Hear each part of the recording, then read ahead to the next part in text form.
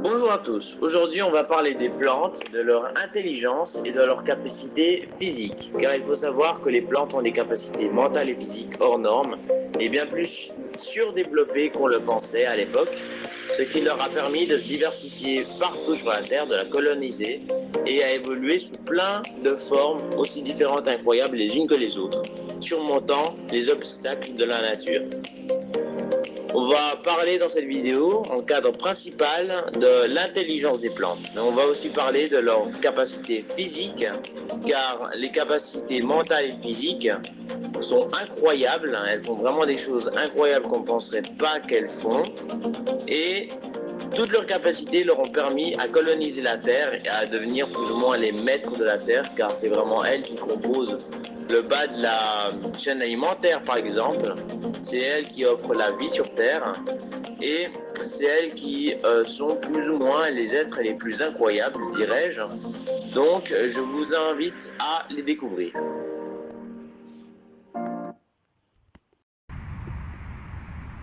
Je vais commencer avec le premier paramètre qui est l'adaptation. Donc il faut savoir que tous les animaux sur cette terre qui ont par exemple survécu à des extinctions massives majeures et les catastrophes que la terre a subies, catastrophes naturelles, tous les animaux ont dû se confronter, et les plantes aussi, ont dû se confronter à un certain problème. Et l'adaptation évolutive, soit une espèce d'intelligence évolutive, les a aidés à surmonter ce problème. C'est un peu comme ce pain là, pourquoi est-ce qu'il a ses épines? Il a une certaine raison et c'est pour surmonter un problème. Et toutes les plantes, tous les animaux ont su gérer leurs problèmes d'une certaine manière. Et donc je vais vous parler de la plante qui selon moi a su le mieux gérer ce problème. Donc je vais vous parler d'une plante qu'on appelle la plante caméléon. Soit son nom scientifique c'est Wutunia cordata caméléon. Et c'est une plante qui est de 30 à 40 cm de haut.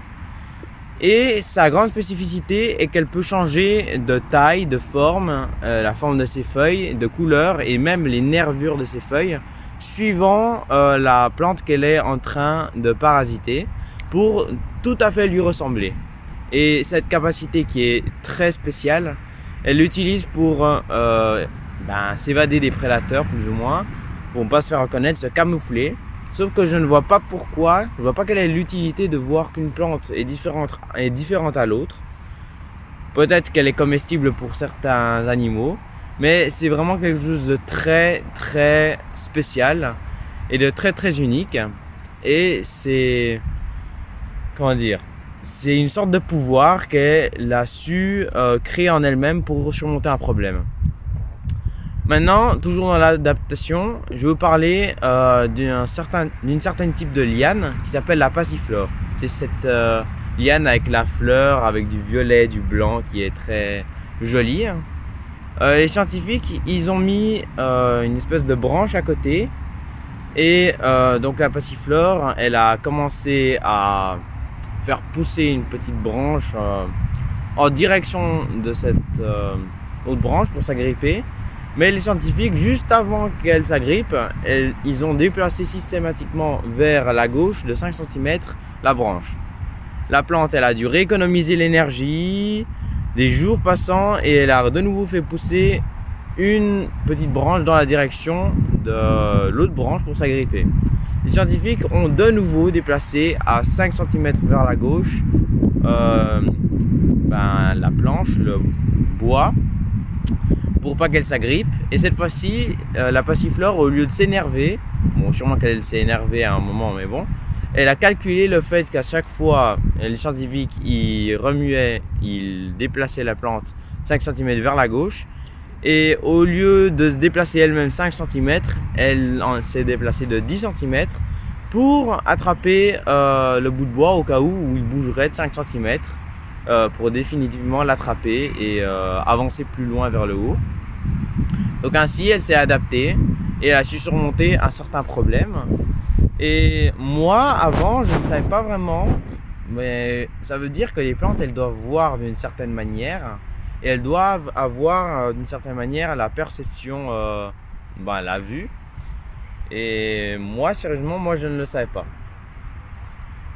Encore, maintenant je vais entrer dans un autre paramètre qui est celui de l'ouïe. il y a les scientifiques qui ont mis un microphone bien en dessous des racines des petits pois. Et donc les petits pois, ils ont entendu le son, et le son, c'était le son de l'eau. Les scientifiques, ils ont mis le son de l'eau dans ce microphone sous terre. Donc les petits pois, ils devaient être assoiffés, ils se sont précipités sur le microphone, ils n'ont trouvé aucune eau. Mais ça signifie qu'ils ont, d'une manière, ils ont su utiliser un de leurs 5 sens pour subvenir à leurs besoins. Et je pense que beaucoup sur cette terre ne pensent pas que les plantes, elles ont de l'ouïe, elles ont la vue, et il y a encore plein d'adaptations et de sens qu'on va travailler dans cette vidéo. Maintenant je vais parler du toucher, et il y a une plante qui est, bon plusieurs, mais il y a une plante que je vais vous parler maintenant qui est très connue sur ce sujet, c'est la dionée. C'est cette plante carnivore qui a, comment dire, des 2 feuilles sous forme de mandibule pour attraper des proies. Et en fait, pour pas se faire arnaquer par la nature, qu'une goutte d'eau ou 2 tombe dans ses feuilles, dans son gosier, et qu'elle perde de l'énergie en croyant que c'est un animal, en fait, elle a développé beaucoup de son sens du toucher, pour pas se faire comme ça voler l'énergie par le hasard. Et donc elle va attendre que l'animal touche une fois, une deuxième fois, une troisième fois. Et ce qui est spécifique avec les plantes carnivores, c'est que contrairement aux autres plantes comme ce sapin qui vont bouger très très peu et surtout leurs extrémités, les plantes carnivores, elles bougent assez vite et c'est perceptible à l'œil nu. Soit la dionée, elle a dû calculer, et c'est bizarre aussi parce que, bon, par exemple, elle va aussi savoir suctionner les nutriments, je sais pas, d'une goutte de lait qui tombe dans ses feuilles, et elle va aussi goûter si c'est comestible. Ça a l'air un peu bizarre, mais soit c'est une autre de ces plantes qui calcule et qui ont su se développer avec l'évolution. Maintenant, je vais entrer dans le plus grand et le plus long paramètre de cette vidéo, qui est la défense. Dans ce paramètre, je vais vous parler de Mimosa pudica, qui est en fait une plante d'Amérique. Et bon, elle a plein de petites feuilles, elle a des petites tiges comme ça, avec plein de petites feuilles. Et si on les touche, et que cette plante n'a pas été embêtée pendant trop longtemps auparavant, elle va vite refermer ses feuilles avec l'énergie qu'elle a. Et c'est un autre moyen de défense. Elle va fermer ses feuilles pendant la nuit parce qu'elle ne va pas pouvoir recevoir l'énergie du soleil. Elle va fermer ses plantes bien sûr pendant qu'il pleut. Et quand d'autres animaux passent à côté d'elle, pour être moins attractive pour ces autres animaux qui vont pouvoir la brouter ou ne pas la remarquer. Donc c'est un bon moyen de défense, je trouve. Maintenant, le cas qui selon moi est le plus surprenant dans ce paramètre de défense, c'est le cas du cyprès. Le cyprès, c'est un arbre résineux, et pourtant, bon, malgré que sa famille, elle brûle bien, je veux dire, techniquement dans la chimie, elle brûle bien, cet arbre, il a créé des réflexes pour ne pas brûler. Donc il y a des gens qui voyaient tout un bois qui les brûlait, il n'y avait que des cyprès qui, comme ça, étaient tout verts, tout florissants. Ils se sont demandé pourquoi. Ils ont mis le feu, ils ont regardé le feu avancer, et en fait, quand l'environnement du cyprès il monte à 60 degrés, lui il va éliminer de son corps tout ce qui est inflammable, tout ce qui est du combustible, tout ce qui va nourrir le feu. Et le plus impressionnant, c'est que ces mini particules qui vont se dégazer dans l'air, qui vont flotter dans l'air, si elles touchent d'autres cyprès, l'autre cyprès il ne va pas attendre qu'il fasse 60 degrés pour éliminer les parties de son corps. Ça va fonctionner comme un message, et les autres cyprès, ils vont aussi éliminer tous les combustibles qui se trouvent dans leur corps. Donc c'est très impressionnant. Et ça démontre qu'il y a encore plein de choses à apprendre des plantes, surtout qu'on ne les a sûrement pas toutes découvertes. Maintenant, un autre des paramètres très intéressants, c'est que par exemple les animaux, eux, ils peuvent bouger pour fuir le danger. Et c'est pas assurément la meilleure des options, mais c'est un peu comme jouer au loto. Soit tu te fais écraser, soit tu vas te faire brûler par le volcan, mais tu cours quand même. Soit, je ne sais pas, tu t'abrites derrière quelque chose. Donc c'est une possibilité de survivre, de bouger, mais les plantes, comme elles sont fixes, elles peuvent s'enflammer, elles peuvent être comestibles pour certains animaux. Déjà, si on coupe un arbre, lui, il va repousser parce que chacune de ces cellules, en fait, elles peuvent contrôler tous les besoins. Je jure pas tout, mais en tout cas, elles peuvent faire beaucoup de choses à la fois, tandis que moi, j'ai des organes vitaux, j'ai un cœur pour envoyer le sang partout, récupérer l'oxygène. J'ai des muscles, si on coupe à la moitié, moi je meurs. L'arbre, si on le coupe à la moitié, il ne meurt pas, il repousse et il va être un peu endommagé, mais sa vie va continuer. Il aura juste perdu de l'énergie. Et en fait, c'est parce que ces cellules, en fait, elles sont, si on coupe à la moitié, il n'a pas vraiment de point faible. Ces cellules vont pouvoir se régénérer, subvenir à tous les besoins de l'arbre et régénérer le corps qui a été coupé. C'est très intéressant. C'est un organisme centralisé. Aussi, il faut savoir que certains arbres, ils communiquent avec les animaux d'une manière très spéciale. Je vais vous parler d'un arbre commun, peut-être que vous le croisez tous les jours, peut-être toutes les semaines, mais vous ne vous êtes jamais douté que cet arbre il a quelque chose de vraiment particulier. En tout cas, je suppose une bonne partie des personnes sur la Terre. Je vais vous parler du pommier. Quand le pommier il se fait attaquer par des chenilles, il va en fait sécréter une substance après quelques minutes de réflexion parce que ça prend long de réagir pour un arbre, mais ça va, il réagit. Et ces substances, elles vont s'évaporer dans l'air et atteindre les narines des prédateurs des chenilles, soit des oiseaux. Et les oiseaux, ça va actuer comme un signal. Ils vont se dire « Oh, la nourriture, oh, la bouffe, je vais manger ». Ils vont manger les chenilles et ainsi l'arbre, il va pouvoir se débarrasser de ce qu'il démange. Et je trouve que c'est très pratique, sauf que lui, il va pas expresser avec des paroles. Il va expresser avec des phéromones. C'est un peu le moyen de communication le plus répandu parmi les animaux, les mammifères et même les plantes surtout. Il faut aussi savoir que les arbres, ils communiquent beaucoup par les racines. Ils se transmettent la nourriture à des arbres endommagés par les racines. Et justement, Charles Darwin, il pensait aussi que les racines des arbres, en plus d'être un peu comme un partage de connexion, je ne sais pas, un réseau Wi-Fi, j'en sais rien. Il pensait que ça pouvait être un peu comme des neurones, ça pouvait être l'équivalent de la tête, des neurones dans la tête de l'humain. Il pensait que c'était le cerveau des arbres et je pense qu'il n'a pas tort. Mais il faut savoir qu'en soi, les arbres, ils n'ont pas de cerveau. Surtout, je vais vous parler d'une blague qui m'a fait beaucoup rire à l'époque. À l'époque, il y a une année, hein. Je suis pas si vieux. Donc, les plantes, elles n'ont pas de cerveau et pourtant elles réfléchissent, mais une bonne partie des humains, ils ont un cerveau, ils ne réfléchissent pas. Après, il y a énormément d'exceptions, mais voilà. Après, dans l'historique humain, l'humain, il a fait quelques stupidités. Et les plantes, elles sont toutes sages et elles ont pas de cerveau. Pourtant, elles réfléchissent et elles font toutes ces choses, mais lentement. Elles prennent leur temps.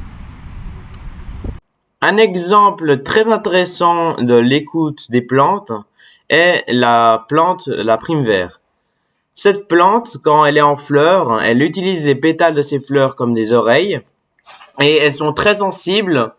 Donc, du fait, quand la plante va écouter pendant 3 minutes ou un peu plus, le battement d'ailes des abeilles par exemple, la prime vert, elle va augmenter à 20% la dose de sucre dans son nectar, du fait à attirer de plus en plus d'abeilles et ainsi faciliter sa production grâce au pollen qu'elles emmènent vers d'autres primes verts. Aussi, un autre cas très intéressant, c'est la plante du tabac. Mais c'est pas ce qu'elle produit qui est très intéressant. Genre, on va pas parler de tabac en soi, mais on va parler de ses réflexes. Faut savoir que cette plante, biologiquement parlant, elle a un problème. Il y a une chenille qui va toujours la manger un peu, et la plante doit supporter ce supplice tout en se débarrassant un peu de cette chenille, car elle a calculé que quand cette chenille va devenir papillon, c'est le seul insecte qui va pouvoir la polliniser et faire que la plante de tabac se reproduise.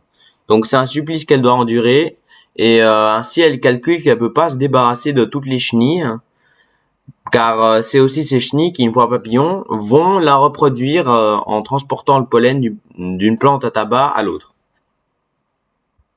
Dans l'université de Tel Aviv, il y a des expériences qui ont été faites sur des plantes à tabac, des plantes et des plantations de tomates. Et il faut savoir que ces plantes, elles communiqueraient peut-être entre elles d'une certaine manière que les animaux emploient.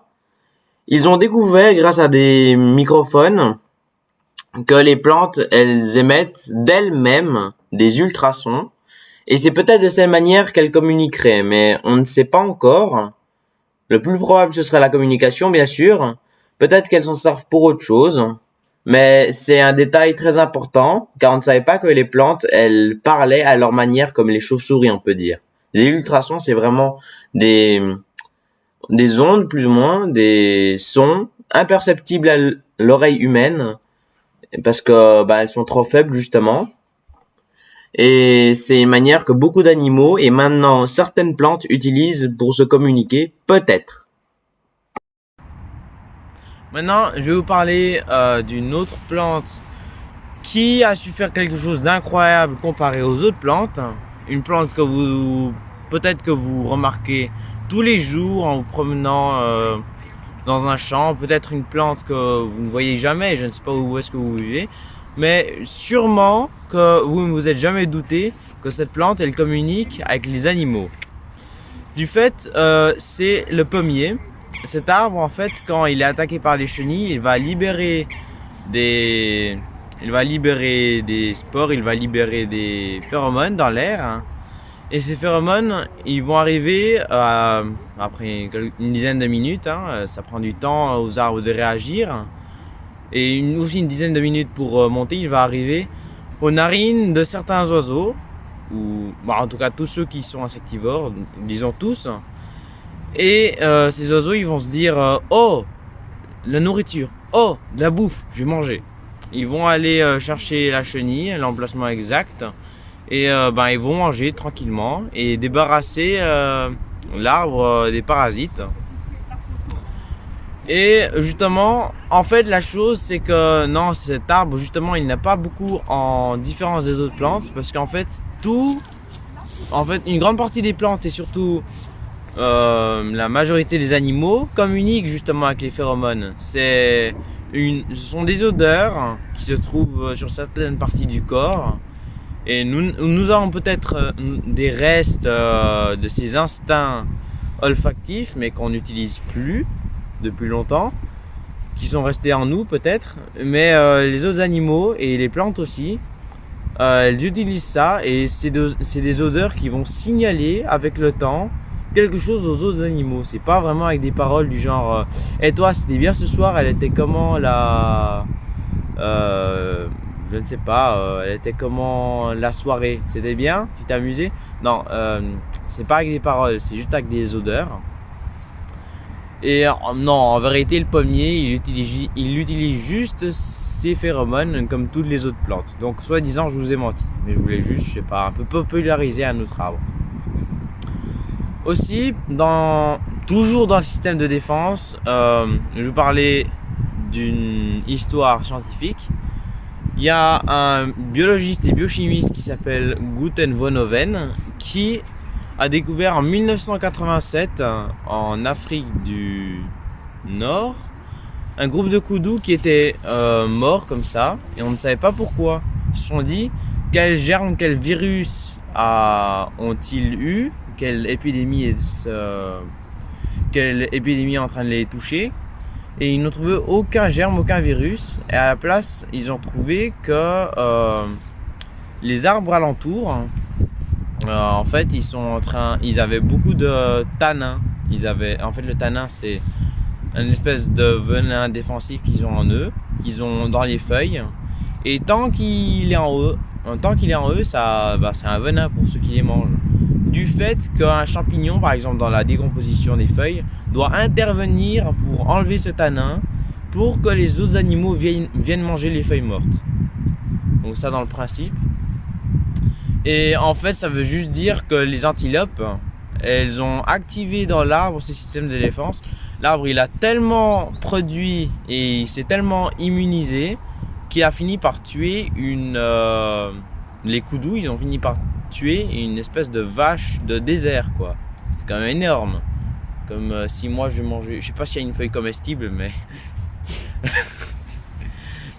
c'est comme si moi je mangeais une plante comme ça et voilà, je meurs, quoi. C'est quand même quelque chose. Après, bien sûr, c'est pas la même chose qu'un fruit. Un fruit, il peut être bon ou mauvais, mais une feuille en soi, juste parce que instinctivement l'arbre il a monté son taux défensif jusqu'à tuer 200 kg, c'est quand même assez impressionnant. Et donc les arbres qui en fait étaient des acacias, et ben ils se sont défendus de cette manière. Après, comment dire, c'est juste récemment que les scientifiques et les chercheurs, les passionnés, ils se sont rendus compte de tous les faits intéressants sur les plantes, et sûrement qu'à ce moment même ils sont en train de découvrir et de rechercher d'autres choses, parce qu'il y a énormément, j'en suis sûr, il y a énormément de choses qui ont besoin d'être découvertes. Donc le dernier des paramètres, qui est surtout le plus drôle, ça va être la manipulation. Savez-vous que nous on a un cerveau, les animaux ont des cerveaux, les mammifères, les poissons, les reptiles ont des cerveaux, les plantes n'ont pas de cerveau, et pourtant elles manipulent les autres animaux. Je vais vous donner plusieurs exemples.